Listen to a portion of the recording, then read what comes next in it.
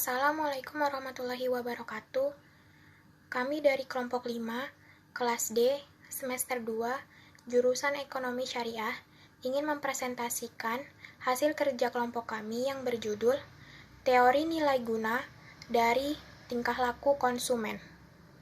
Perkenalkan, nama saya Lailatul Latifah sebagai moderator kelompok 5. Dengan rekan saya, Hafiz Rizzohan dan Zulfah. Materi pertama akan dijelaskan oleh Hafiz. Oke, saya akan menjelaskan pengertian perilaku konsumsi dan teori nilai guna.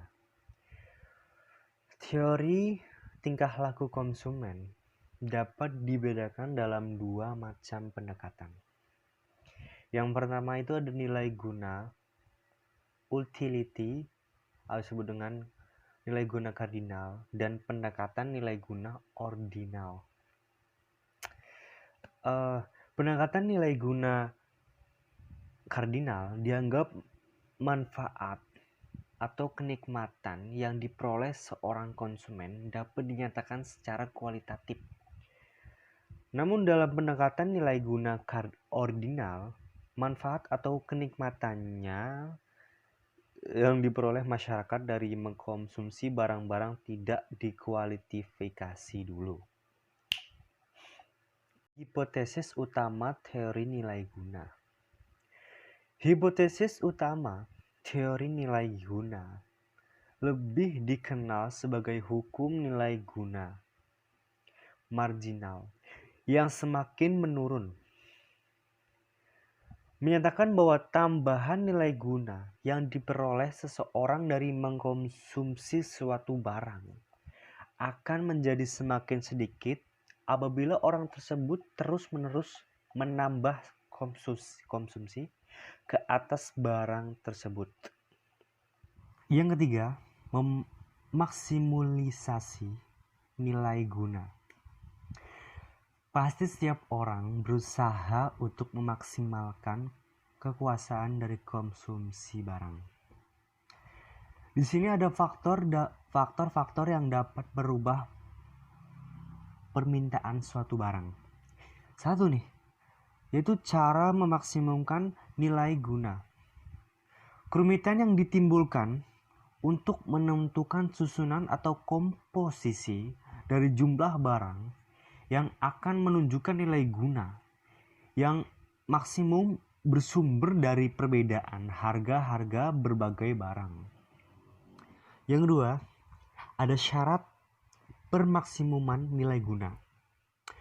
Dalam keadaan di mana harga-harga berbagai macam barang itu berbeda, syarat yang harus dipenuhi agar barang-barang yang dikonsumsikan akan memberikan nilai guna yang maksimum adalah setiap rupiah yang dikeluarkan untuk membeli unit tambahan berbagai jenis barang.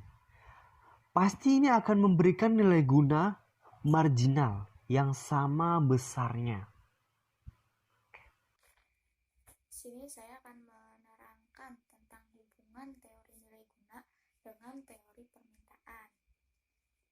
Dengan menggunakan teori nilai guna, dapat diterangkan sebabnya kurva permintaan bersifat menurun dari kiri atas ke kanan bawah, yang menggambarkan bahwa semakin rendah harga suatu barang, maka semakin banyak permintaan ke atasnya. Ada dua faktor yang menyebabkan permintaan ke atas suatu barang berubah apabila harga itu mengalami perubahan, yaitu efek penggantian dan efek pendapatan. Pertama, kita membahas terlebih dahulu tentang efek penggantian. Perubahan suatu barang mengubah nilai guna marginal per rupiah dari barang yang mengalami perubahan harga tersebut. Kalau harganya mengalami kenaikan, maka nilai guna per rupiah yang diwujudkan oleh barang tersebut menjadi semakin rendah. Nih, contohnya ini nih. MU barang A per PA lebih kecil dari MU barang B per PB. Nah, dalam situasi yang tadi, nilai guna akan menjadi bertambah banyak, maka kepuasan konsumen akan menjadi bertambah tinggi. sekiranya konsumen itu membeli lebih banyak barang B dan mengurangi pembelian barang A. Keadaan yang tadi itu menunjukkan bahwa ketika harga naik, permintaan terhadap barang yang mengalami kenaikan harga tersebut akan menjadi semakin sedikit. Nah, lanjut ke tentang efek pendapatan. Kalau pendapatan tidak mengalami perubahan, maka kenaikan harga menyebabkan pendapatan real menjadi semakin sedikit. Dengan kata lain, kemampuan pendapatan yang diterima untuk membeli barang-barang menjadi bertambah kecil dari sebelumnya. Maka, kenaikan harga menyebabkan konsumen mengurangi jumlah berbagai barang yang dibelinya, termasuk barang yang mengalami kenaikan harga. Sedangkan penurunan harga suatu barang menyebabkan pendapatan real bertambah, dan ini akan mendorong konsumen menambah jumlah barang yang dibelinya. Kemudian lanjut ke penjelasan tentang paradoks nilai. Selain menambah jumlah barang yang dibelinya. Kemudian lanjut ke penjelasan tentang paradoks nilai. Sebelum teori nilai guna dikembangkan, ahli-ahli ekonomi menghadapi kesulitan dalam menerangkan perbedaan yang mencolok di antara harga air dan harga berlian. Air merupakan barang yang sangat berharga bagi manusia, tetapi harganya sangat murah. Sedangkan berlian bukanlah benda yang sangat penting dalam kehidupan sehari-hari, tetapi harganya jauh lebih mahal dari harganya air. Yang menyebabkan keadaan harga barang yang vital sangatlah murah, sedangkan yang tidak terlalu banyak gunanya justru mahal.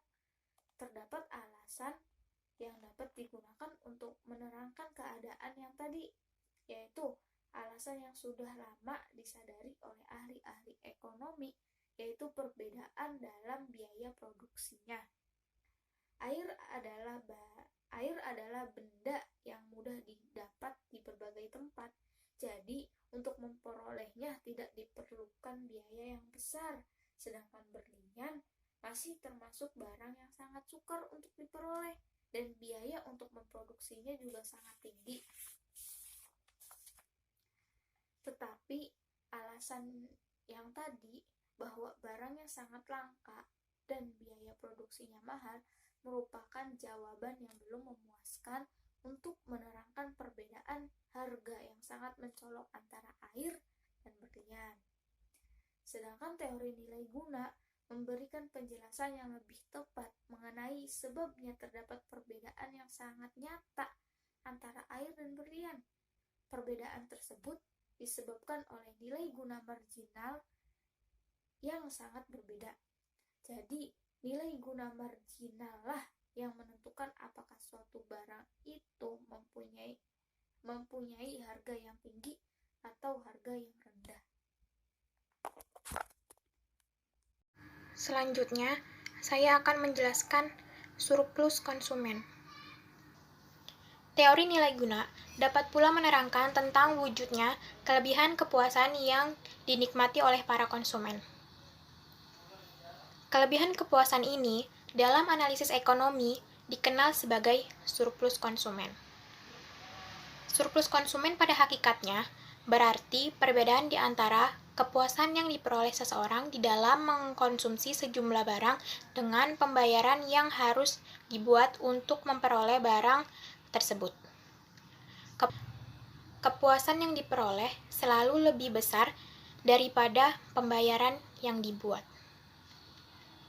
Contohnya, seorang konsumen pergi ke pasar dan membeli mangga dan bertekad membeli satu buah mangga yang besar apabila harganya Rp1.500.000. Sesampainya di pasar, ia mendapati bahwa mangga yang diinginkannya hanya harga Rp1.000. Jadi, ia dapat memperoleh mangga yang diinginkannya dengan harga 500 lebih murah daripada harga yang bersedia dibayarkannya. Nilai 500 ini dinamakan dengan surplus konsumen. contoh angka dan grafik. Surplus konsumen wujud sebagai akibat dari nilai guna marginal yang semakin sedikit. Uraian sebelum ini telah menunjukkan bahwa harga suatu barang berkaitan rapat dengan nilai guna marginalnya. Misalkan, pada barang KN yang dibeli, nilai guna marginalnya sama dengan harga. Dengan demikian, oleh karena nilai barang marginal dari barang KN adalah lebih rendah dari barang sebelumnya, maka nilai guna barang marginal yang sebelumnya lebih tinggi dari harga barang itu dan perbedaannya merupakan surplus konsumen. Contoh dalam tabel menggambarkan bagaimana surplus konsumen akan terwujud. Contoh tabelnya sudah ada di makalah dan di PowerPoint pun juga sudah ada, bisa dilihat. Kolom kedua dalam tabel menunjukkan kesediaan seorang konsumen mangga untuk membayar mangga yang diinginkannya. Untuk mangga yang pertama, ia bersedia membayar mangga dalam pasar mangga adalah 1.700. Kedua, ia bersedia membayar dengan harga 1.500 dan seterusnya. Misalkan di dalam pasar mangga, harga adalah 700. Dengan harga yang sebesar ini, konsumen tersebut akan membeli 6 mangga dalam seminggu. Karena untuk mangga yang ke-6, ia bersedia membayar 700. Mangga ke-7 dan ke-8 tidak akan dibelinya karena harga pasar lebih tinggi daripada harga yang bersedia dibelinya. Berapakah surplus konsumen yang dinikmatinya? Hal itu ditunjukkan dalam kolom 3 dan kolom 4. Dalam kolom 3 ditunjukkan surplus konsumen yang diwujudkan oleh setiap mangga yang dibelinya. Sebagai contoh, untuk memperoleh mangga ketiga, dia bersedia membayar 1.300. Sedangkan harga yang harus dibayarnya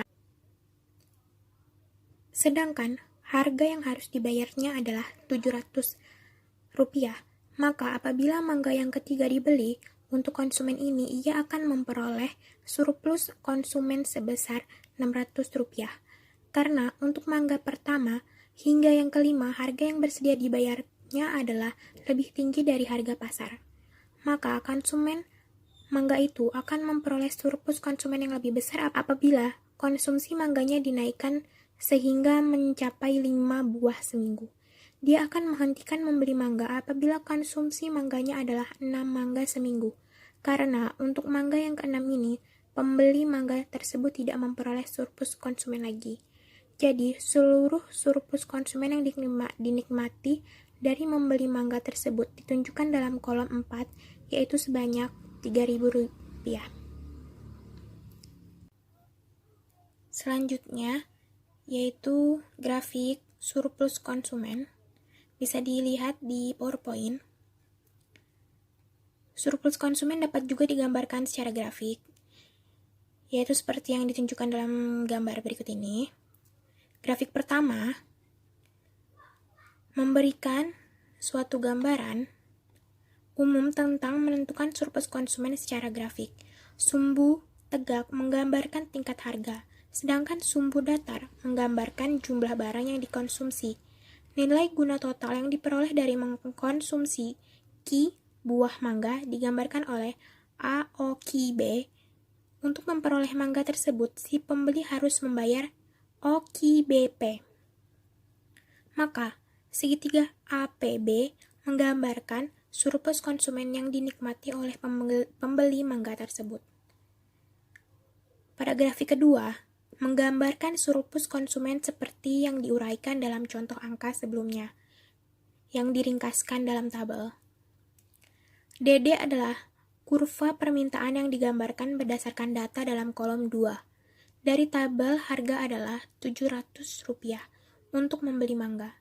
Surplus konsumen untuk setiap unit mangga yang dibeli ditunjukkan oleh garis tegak di antara garis harga dengan kurva permintaan. Sebagai contoh, garis MN adalah surplus konsumen yang diperoleh dari memakan mangga yang ketiga. Pembeli bersedia membayar mangga ini sebanyak 1.300 rupiah, tetapi harga pasar adalah 700 rupiah. Dengan demikian, nilai MN yaitu surplus konsumen adalah sama dengan Rp1.300 dikurang Rp700 sama dengan Rp600. Jumlah surplus konsumen diperoleh dengan menjumlahkan nilai garis-garis tegak yang seperti itu dari unit pertama hingga ke-6. Sekian presentasi dari kelompok kami. Kurang lebihnya mohon maaf. Wassalamualaikum warahmatullahi wabarakatuh.